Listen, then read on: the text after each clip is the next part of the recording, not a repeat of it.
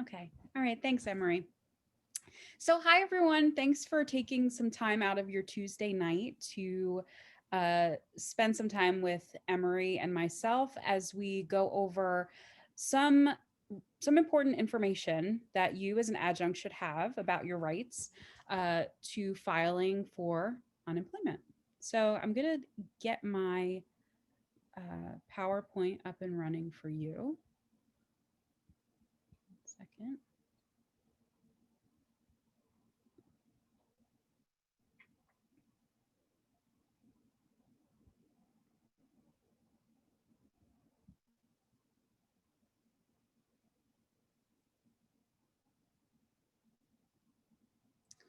Okay. So you're on this call likely because you're an adjunct and you received my email. And this is, I believe, the first since the bill was just passed, allowing adjuncts to claim and file for unemployment insurance that we've ever done. So welcome to the Unemployment Insurance Workshop for Adjunct Faculty. And this has been prepared and is being presented by myself, Maxine Petroni. I'm the Vice President of Adjuncts for the Stockton Federation of Teachers, Local 2275. And Emery is also going to be helping me out tonight. She is the Vice President of the SFT. And we are going to be, again, just giving you some tips and some information that will help you file for unemployment insurance if you are eligible. So another thing I want to mention too is that this is being run by the union. And I want to thank those of you who are members on the call, and also those of you who are not members. We did want to make this available to you as well, because we found that that it's just the ethical thing to do.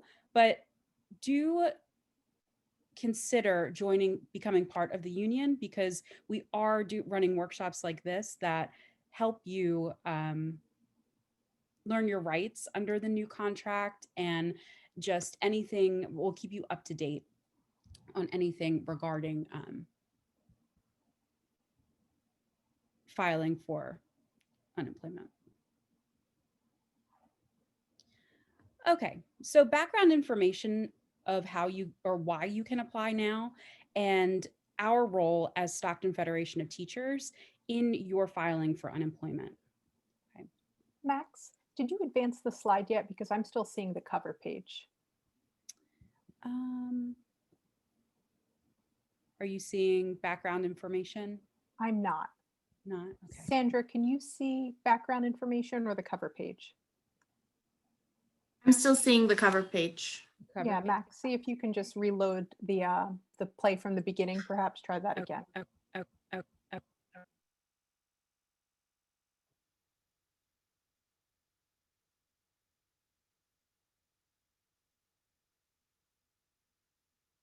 There you go. Perfect.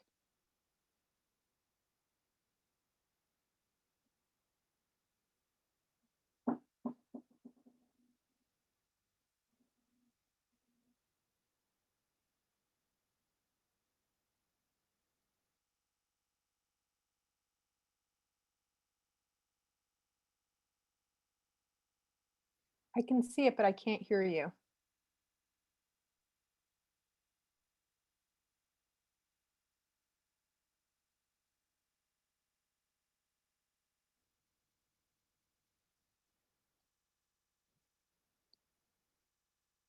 There it is. It's perfect. To go back into it. There it is. Sorry.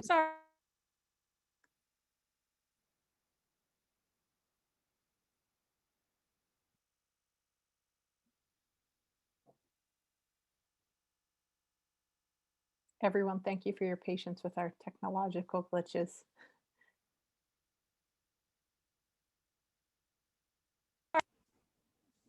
Emery, what was that? You can see it now? I can see it. It's not on the display mode. I can only see it in the, so if you hit play from current slide, I think that will work. Okay. There might be some lag time here. Okay.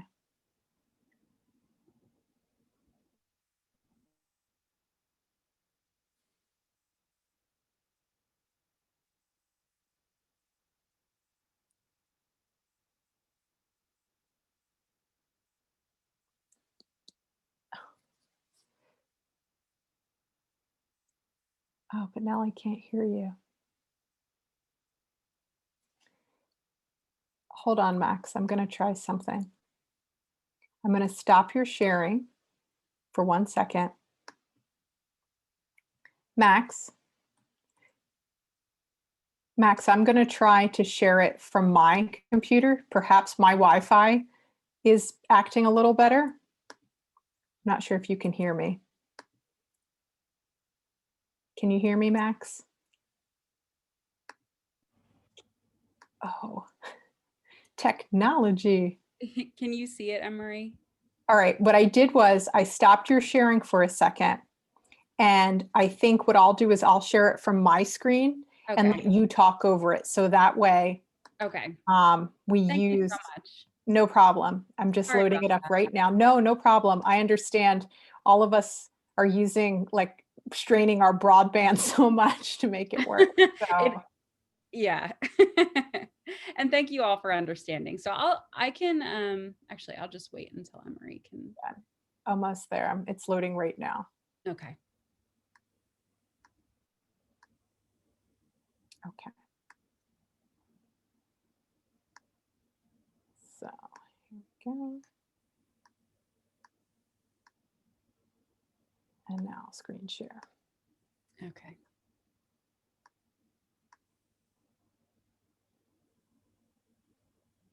Okay, and then Wonderful. Oh dear. We're gonna have to edit this out of the Okay. All right. So some background information on why you can file now for unemployment as an adjunct instructor in the state of New Jersey, and a little bit about SFT's role in that in helping you file. So this past summer, on July 2nd, 2020, Governor Murphy signed Bill A4132, making it easier for adjuncts working in New Jersey to secure unemployment insurance. So if you've been an adjunct for a while, you know that if you like over holiday break, or over summer, or if your class was canceled, so on and so forth, you could not secure unemployment insurance. This bill changes that, and I believe that COVID was a catalyst for this, but I do believe it was also kind of in the works, but it was just sped up because of uh, our situation with the pandemic. Receive unemployment benefits during breaks, course cancellations, reduced teaching credit hours, and this bill changes that. Okay, so as the union, and a little bit about why we put this together for you from the SFT is we saw a need there. A lot of adjuncts don't know their rights as adjuncts, and maybe didn't even know that this bill was passed. So you would qualify. And as an adjunct, that money is important, just surviving. That weekly check is important, and we know the importance of that as the union. But as a union, we cannot expedite the process for anyone. We're not responsible for your claim. This is just something that we wanted to make you aware of, and based on member experience and and my own experience, wanted to put together for you so that you get your money, and if it is owed to you, and you get it quickly.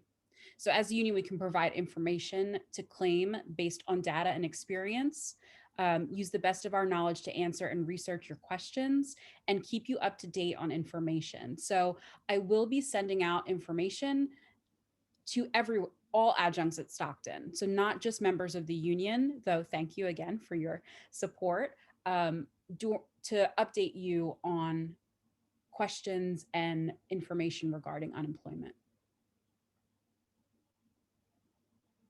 So do you qualify? So if you find yourself in any of the following scenarios, you should be able to apply and eligible to apply for unemployment insurance. I say should because this is the best of my knowledge and the best of our council's knowledge. So the council, the state of New Jersey State College locals, so where my information comes from. If you are teaching a reduced load this semester, you should be eligible to apply for unemployment insurance. I am doing this. I will file my first weekly claim for this and let you know how it goes if you want to, for teaching a reduced load this semester. If you are not teaching but taught during the subsequent semester, so you taught this fall, but you were not offered a course this spring, you should be able to apply for unemployment insurance. You have always taught a course during the spring semester, but it was not offered or canceled due to COVID or low enrollment. You should be able to file. Due to COVID-related circumstances, you should also be able to claim unemployment insurance benefits. Your class was canceled or reassigned to another instructor. So if you find yourself in that position, you should be able to file. Also, a side note for this, under the new statewide contract, if your class was canceled 2 weeks before the start date or less, you are owed 1 teaching credit hour. So if you find yourself on this call and that I think your assistant dean or your dean to let them know this, they should already have done it, but just a follow-up. If it is canceled after the start date, you're owed 1.5 teaching credit hours. Okay. So here are some helpful links. I'm going to send out this PowerPoint to everyone, but if you have further questions about qualifying as an adjunct, you can always visit the following websites provided by the state. I wanted to add to Max's Yeah. comment there that if you or someone else received the 1 TCH or the 1.5 TCH, you are potentially still eligible for unemployment. So just because you or someone else did receive that protection of the course cancellation, it doesn't render you ineligible to apply. So I wanted to add that. Thanks, Anne-Marie. Okay, so if you find yourself in those scenarios, you should qualify. Now, what do you do next?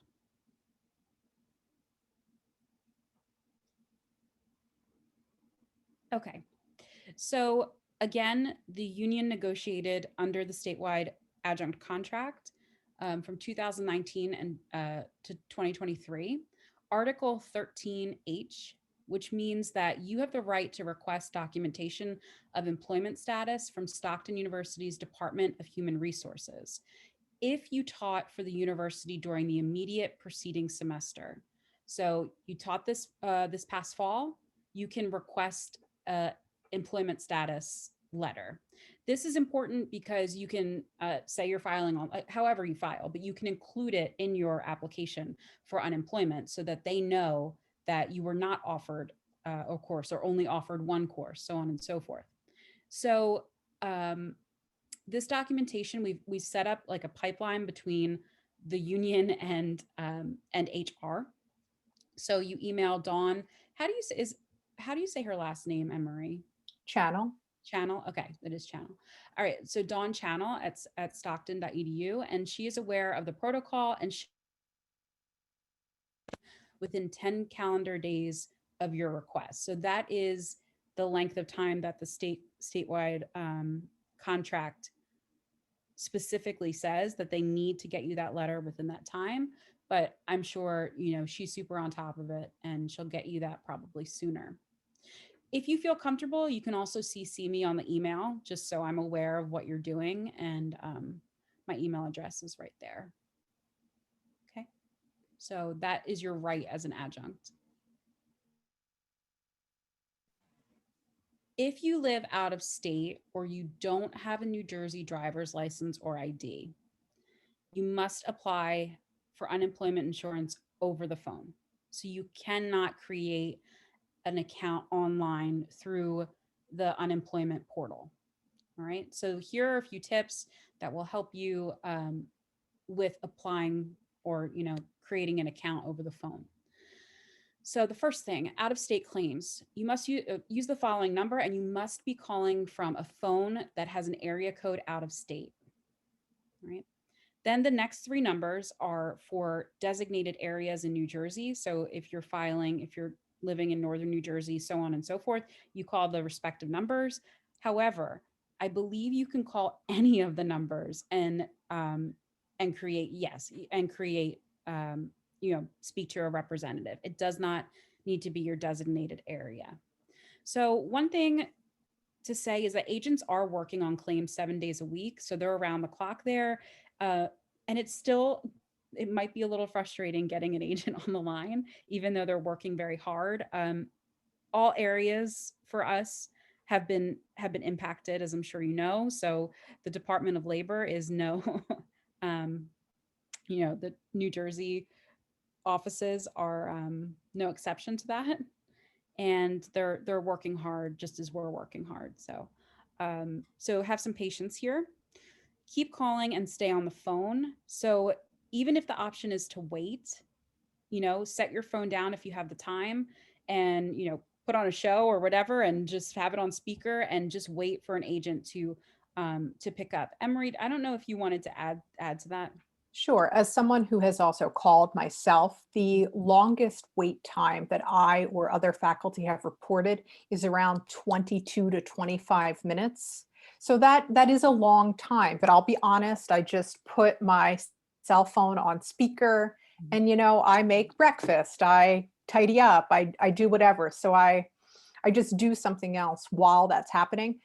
Sometimes you can reach an agent faster than that. The main recommendation, though, is to start first thing in the morning, even to call a little bit before the start of the day, to try to reach an agent. They do get backed up. They will tell you the approximate wait time, and we do recommend staying on the phone though and just waiting and not waiting for someone to call you back.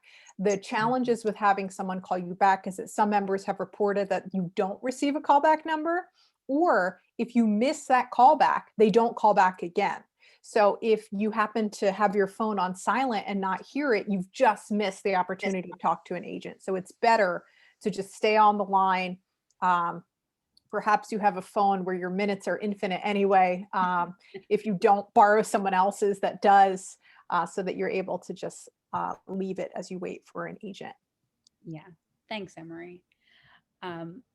Yeah. So patience is like the key to this whole thing. So just really try to be patient, stay on the phone, speak to an agent, and they should be able to help you with your question. All right. So there's at the end of this PowerPoint, there's also an additional page that gives you kind of point to point, like if you call and the automated message says X, do Y. So there's a bunch of information at the end, but hopefully this gets you set up, and this is the like quickest way from point A to point B for you. But again, there might be some side roads. Okay, so that's for filing if you live out of state or don't have a New Jersey driver's license or ID. If you do live in New Jersey and you do have a New Jersey driver's license, you can set up your account using the following link down here, and you can apply for unemployment insurance online. Okay, so this is how, and I can speak from personal experience, how I have set up my account and I've claimed. So if you have an existing account, so for example, I'm just going to take my own personal journey through unemployment. Is I applied in May because I have a summer job and it didn't open due to COVID much later in the summer. So I was receiving money, and then once I got back to, or once I worked in the summer and once I worked for Stockton and didn't need unemployment, I still had to go back in and claim for all those weeks, basically put in all my pay stub information, so on and so forth. And it did take a while, but then eventually I got to our holiday, able to go in and, um, set up claims that actually gave me money out of it. So you might find that if you claimed last year, you haven't logged in a couple months, you have to claim every week that you did not input information. Okay. So if you have an account, log in, update your information. And then if you do not have an account, you must create one. Right. So we are going to run this, this really step on how to create an account. It's about 5 minutes long, and thought that it would just be good for us to watch.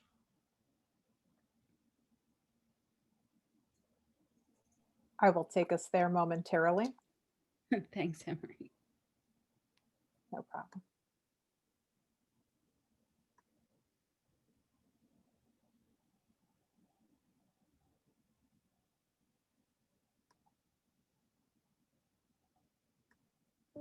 Welcome to the New Jersey Department of Labor and Workforce Development.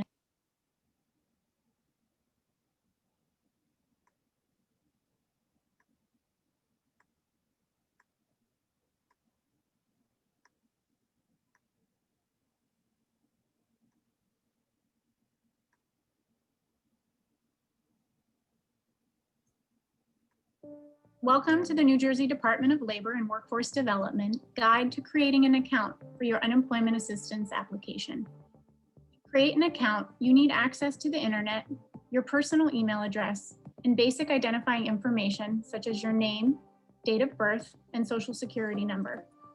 We recommend that you use an internet-connected device that is larger than a smartphone in order to easily identify any typos made.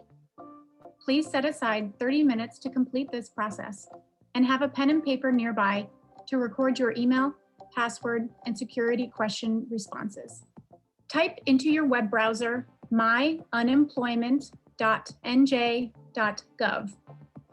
Click on New Users, Register Here. A Create Account pop-up will appear. Type your personal email address in the field provided. This should be an email that you check regularly, not your work email. You will need to have access to this email outside of work because the Unemployment Division will use this email address to communicate with you regarding your claim. Please note, for security reasons, our systems only allow one person per email address. If you share an email address, you should create your own unique address to create an account with unemployment.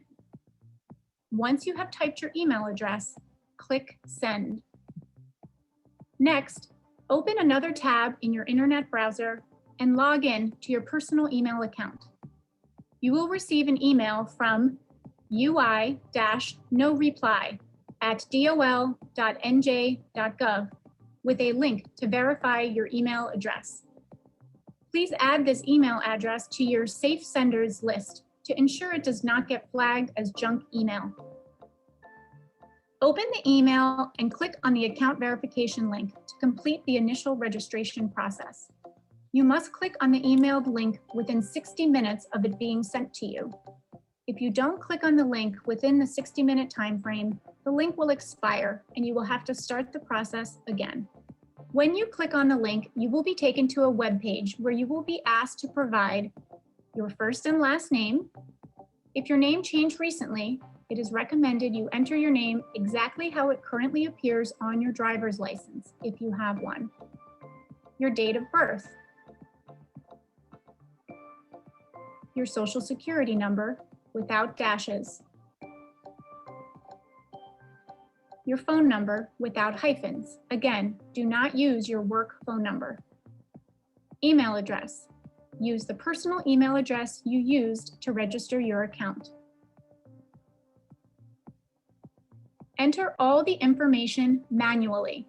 If you allow the browser to autofill the text fields, you may encounter page errors. Next, create a password. Be sure you are able to remember your password or write it down. Do not share your password. Your password must contain the following: 8 characters, 1 number, 1 uppercase letter, 1 lowercase letter, one of these special characters, the @ hashtag or number sign, $sign, percentage sign, ampersand, or exclamation point. We recommend you avoid using a capital letter O or 0 in your password because these are easily confused when written down. It's important that you make every effort to remember and safeguard your password. You can only reset your own password if you can match exactly the answer to your security questions. Otherwise, resetting a password requires claims agent intervention. Once you have completed the information fields and confirmed your password, review your answers for accuracy and click Save. If you click Save, the next step has your security questions. If the security questions don't appear, you must scroll up on the current screen and check the answer boxes for any boxes that have a thin red line around the answer box. The thin red line means the format of or the answer itself is not correct. After correcting the boxes with red lines around them, click Save again. Next, you will need to complete the security questions. You will be asked to select and complete 2 different security questions to safeguard your account. You have a choice of providing your mother's maiden name, your birthday, or the city where you were born. Once you have completed the questions, click Save. After you click Save, you will be brought back to the login screen where you can log in by typing your email and password in the fields provided and clicking Log In. You have successfully created an account. You may now begin your application for unemployment benefits. An additional video is available to guide you through that process. We hope you'll take a moment to learn about New Jersey Earned Sick Leave, Family Leave Insurance, and other benefits and protections for New Jersey workers. We also have information about unemployment benefits and returning to work amid COVID-19. Visit nj.gov/labor and myunemployment.nj.gov to learn more. Thank you from the New Jersey Department of Labor and Workforce Development. We look forward to serving you, and thank you for your understanding and patience during this unprecedented time.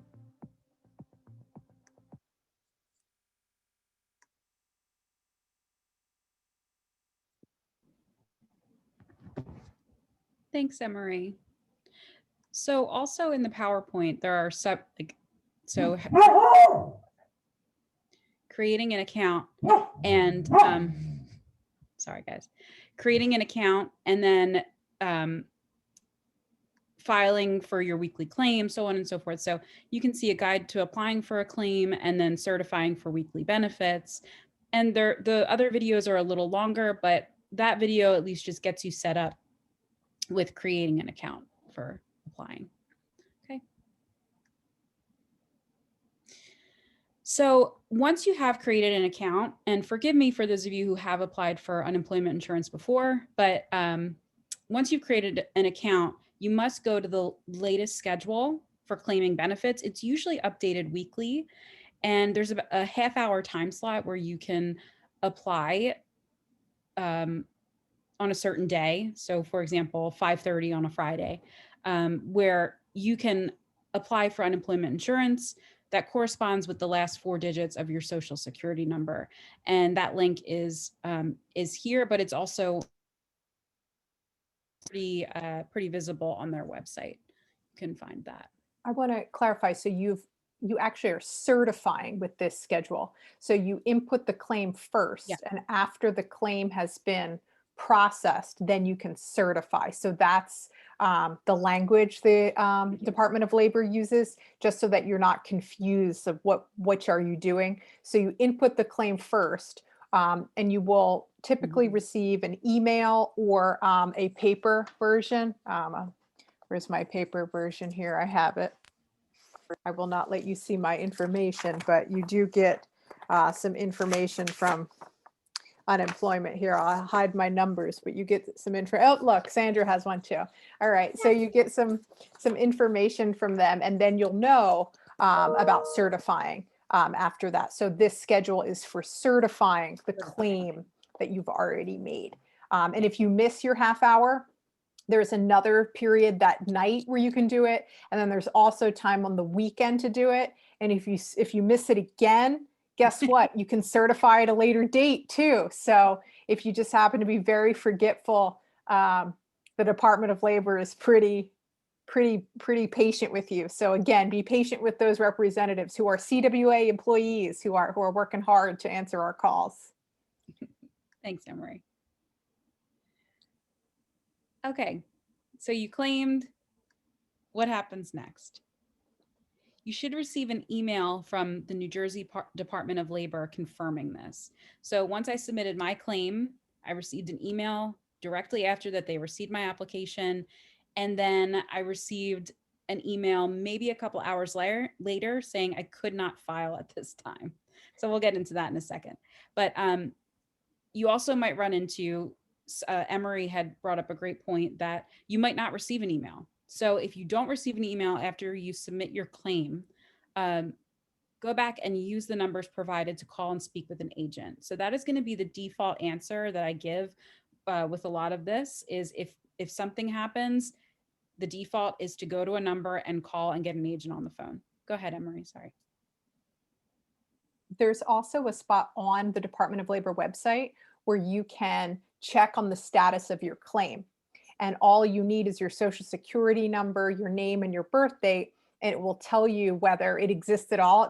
Your claim may not exist at all. It might be pending, or it might be ready to go. So I forget what the ready to go term is. It's something like I'm forgetting. But so if it's in these different stages, that is also useful to you. If it's so that way you know whether you need to call or not. So if it's confirmed and ready to be certified, it'll say that. But if it's pending or no claim exists, that's when you definitely need to call.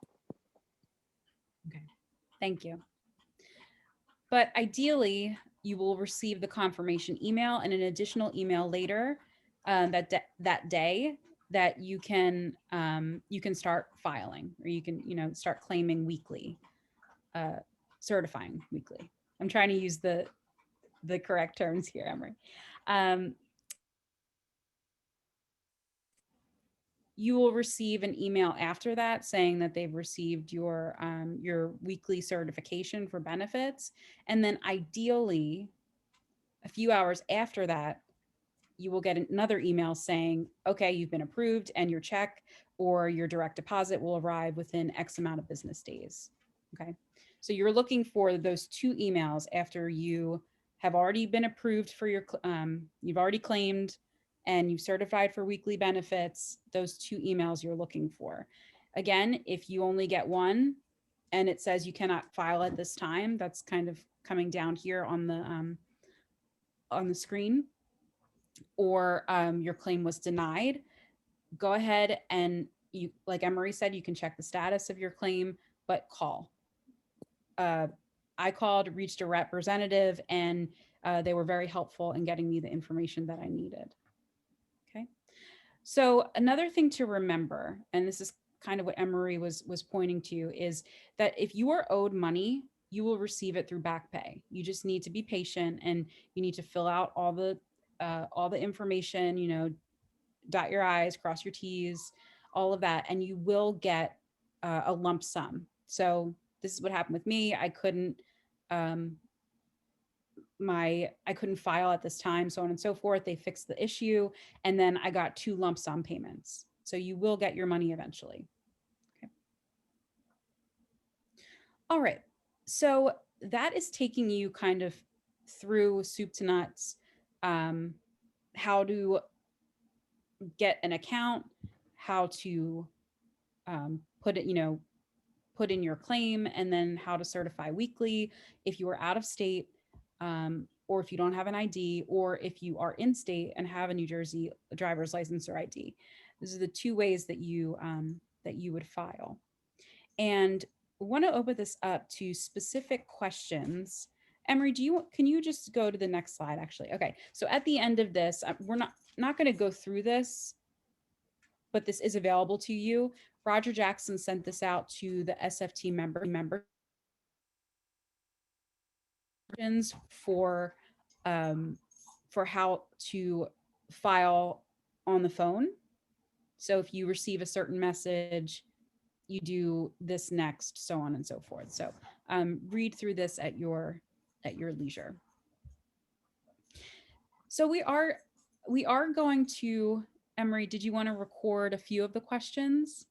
Yeah, why don't we start this section with, if people have general unemployment questions or questions about the presentation itself so that we can include those as part of the recording that we will post on the website and distribute through our email. We'll also be posting the PowerPoint presentation. So maybe a few questions right now that we could record, and then we'll stop recording if people have questions that they would prefer are not recorded. And what I will do is I will permit people to unmute themselves now. Okay, you should all be able to unmute yourselves. I have a question. Go ahead, Mary.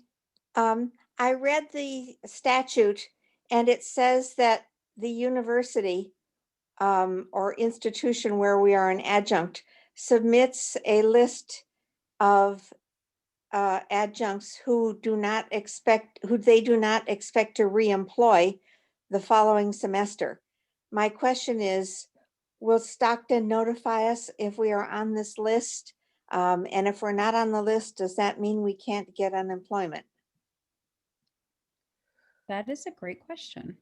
That is a good question. I do not think that the university itself would be contacting the adjuncts. I imagine that your coordinator or assistant, actually new language, your chairs or associate chairs for fall, that's the language I should be using now with the new MOA, or the assistant dean would be the person notifying adjuncts whether they will be scheduled for subsequent terms. So the university itself does not contact employees. It would be the chair, associate chair, and the assistant dean.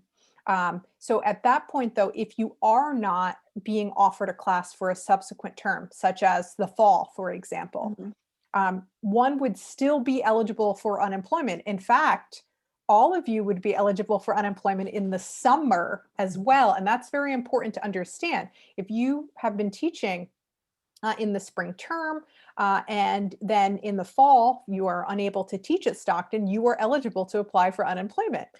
So this is a huge benefit with this bill, for our contingent faculty members. Does that help clarify? I understand that, but what the statute says is the institution has to notify the Department of Unemployment of the adjuncts who are not going to be employed the following semester. So my question is, will Stockton be doing that? That's why you have to email Dawn.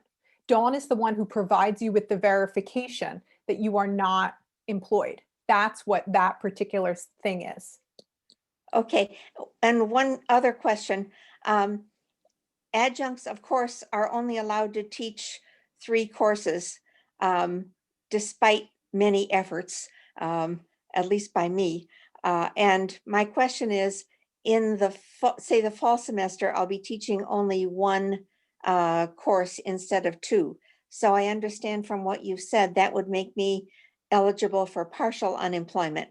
Does that partial unemployment start only in September when my course starts, or does it go back to the summer when I'm anticipating teaching only a reduced load? So in the summer, do you tend to teach at all at Stockton? Not recently. I always try for a course, but I usually don't get one. Okay. So in the summer, you'd be eligible for full unemployment. And then in the Okay. fall, it would be reduced because you have a reduced course load. Great question. Right. Yeah. Thank you very much. That is so answers my cute. question. I love that kitty. What's your kitty's name? Mario. Mario. Look at Mario snoozing during the presentation. Thank you, Mary. Thank you. Mary. Thank you. This is very helpful. Oh, good. And to add to Emery's point, it's to the best of my knowledge that you can claim over winter break too. So that's what I did. And oh, cool. Did it work? Did you get it? Yeah, yes. And I'm getting the extra 300 as well. So I wish I'd known that. For everyone on here, this is why this workshop is so important, is you need to know that. So you can go back and do it, Mary. Can it be retroactive for the winter break? Yes. Oh, damn, this is worth the price of admission. Thank you. All right. Yes. Thank you. Of course. Okay. Yeah. So I think, Emery, too, I just want to say this, that we should probably email everyone and let them know these things. Like I thought I was clear in some of the emails, but I'm guessing that's my fault. So yeah. I hate to say, but I don't know that everyone reads all of our emails, Maxine, either. I mean, don't take it personal, Maxine, but I send a lot of emails to our colleagues, and people tend to email me the exact question that I emailed 3 weeks prior. So yes, we should send it out again, but it's possible that in the information sort of flood that comes out, people miss this. So, but this is so important that, oh, puppy now. I know. It's so important that people can claim this retroactively. They can claim the partial unemployment if they've reduced course load, and they can claim full unemployment in the summer as well. Sandra, Okay. do you have a question also? do. And without going into too much detail, I just another set of eyes. First of all, I want to say thank you for supplementing your presentation from the summer, because I thought the one that you did in the summer session was very helpful as well. Thank you, Sam. In your findings and in your discussions, has anyone come across a window or a moratorium for back pay? So without getting into my own, I started my claim process in July, and I'm still going through. So I haven't found, I'm just curious if that back pay has like a window. Like, too bad, too late. No, if No. you started the claim, there is no window on it. Okay. So Yeah. that there is no moratorium that we've encountered. And we've asked counsel that question again, because people claimed in summer, both in terms of adjuncts as well as people who were applying for the furlough package, professional staff members. I'm going to reference them specifically. We've had some professional staff members who were confused when they filled things out, all of these delays. And so like you, have not received their funds yet. There's no moratorium on that we know of at all. So I Thank think you. that I just wanted to make sure I was yeah. interpreting the same information, another set of. Mhm. Thank you. Oh, I have a question. Can you hear me? Yeah. Yes, go ahead. Okay. My question is, if your hours are reduced, and from what I understand, to collect partial unemployment, when you go in and claim for that week's benefits, it will ask you hours worked Mhm. and how much you made. How do you correlate your teaching load, semester credits, to hours worked to collect partial? Doesn't it, is one of the questions, from what I understand, is it asked you how much you made that week, what your hourly wage was or whatever, and your hours worked. What do you put, how do you do that? Yeah. So What would that? I believe that I did I think I put as a default, because I